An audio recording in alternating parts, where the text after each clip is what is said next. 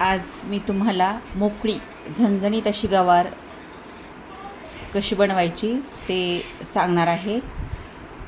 टिफिनसाठी आणि प्रवासासाठी न्यायला अगदी सोपी आणि पटकन होणारी ही रेसिपी आज आपण बनवणार आहोत। चला तर मग यासाठी काय काय साहित्य वापरले ते पाहूया। याकरिता मी या ठिकाणी गवार घेतलेली आहे, 1 किलो घेतलेली आहे आणि ही अशी छान निवडून घ्यायची आहेत, त्याचे लहान लहान तुकडे करून घ्यायचे आहेत। आणि फोडणीकरिता या ठिकाणी मी 4-5 लसणाच्या पाकळ्या, थोडंसं अद्रक आणि 1 मिरची घेतलेली आहे। आता ह्या निवडलेल्या ज्या शेंगा आहेत गवारीच्या त्या आपण 1-2 पाण्याने स्वच्छ धुवून घ्यायच्या आहेत।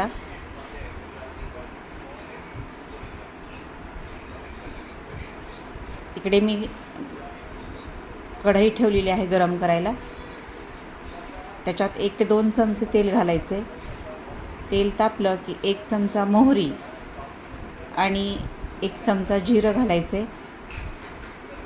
मोहरी आणि जिरं छान तडतडलं की याच्यात आपण जी मिरची, लसण आणि अद्रकची पेस्ट केली आहे ती टाकायची आहे।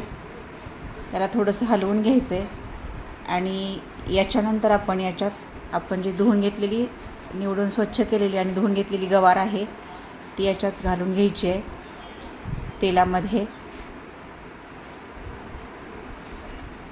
आणि याला थोडंसं हलवून घ्यायचं आहे। तर याला आपण वाफवून घेणार आहोत, शिजवून घेणार आहोत असंच वाफेवरती। याच्यासाठी याच्यावरती झाकण घालून घ्यायचं आहे। गॅस मंद ठेवायचा, एकदम लहान ठेवायचं आहे आणि 5 ते 7 मिनिट याला थोडंसं वाफवून घ्यायचं आहे, म्हणजे ते पूर्ण शिजली जाते शेंग। मधनं असं हलवायचं आहे। आता शेंग शिजल्यानंतर आपण याच्यात हळद घालायची अर्धा चमचा, 1 चमचा काळं तिखट घालायचे। काळं तिखट घातल्यामुळे आपल्या शेंगाला चांगली खमंग अशी चव येते।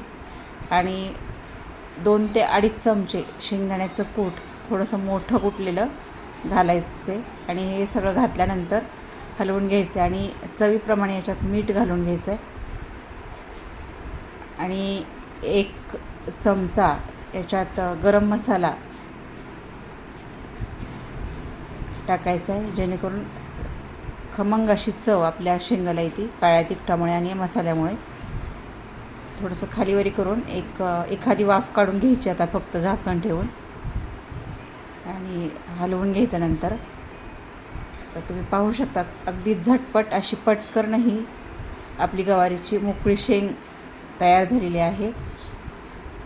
ही तुम्ही संध्याकाळच्या किंवा दुपारच्या जेवणात दोन्ही वेळेस करू शकताय।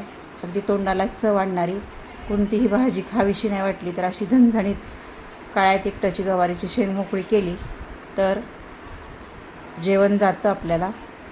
एकदा करून पहा, नक्कीच आवडेल तुम्हाला। काळ्या तिखटामुळे ह्याला अशी वेगळीच चव येते। एकदा नक्कीच ट्राय करा। माझी ही रेसिपी जर तुम्हाला आवडली असेल तर चॅनलला सबस्क्राईब करा, लाईक करा आणि शेअर करा।